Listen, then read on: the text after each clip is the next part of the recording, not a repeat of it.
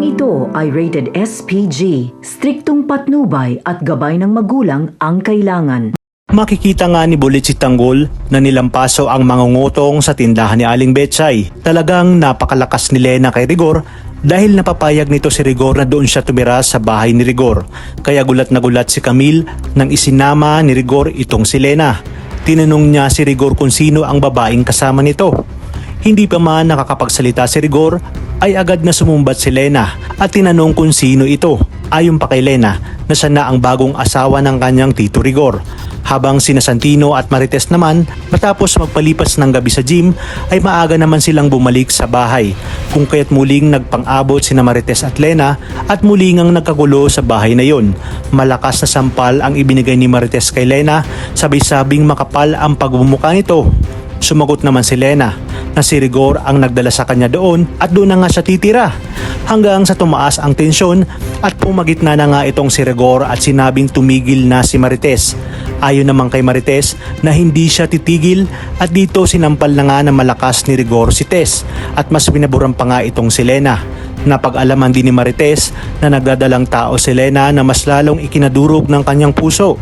Sa kabilang banda, lalong umiinit ang laban sa pagitan ni Tanggol at Pablo. Matapos hindi maipasok ni Pablo ang bola, kaya malaki ang tsansa na manalo ang ating bidang si Tanggol. Kabado naman si Ruben dahil malaking pera na ang naipusta ni Pablo sa bilyar. Ngunit iginiit ni Pablo na hindi mahalaga sa kanya ang pusta dahil ang mas mahalaga sa kanya ay maipakita niya sa mga taong naroroon na walang makakatalo sa kanya, lalo pat isa siyang kabalyero.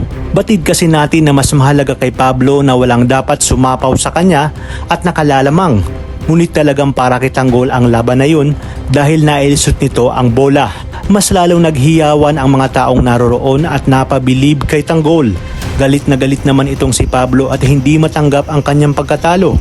Kaya matapos maibigay ang 6.4 million ay nagbanta ito na babalikan niya si Tanggol upang bawiin ang kanyang pagkatalo. Ayon sa kanya, hindi katulad ni Tanggol ang makakatalo sa isang tagapagmana ng kabalyero. Sa kabilang banda, muling babalik ang mga tamad na mandarambong sa pwesto ni Aling Betchay. Sakto naman na naroon sina Tanggol at Bubbles. Hindi na nga nakapagpigil si Bubbles at pinatulan na ang mga mangingikil.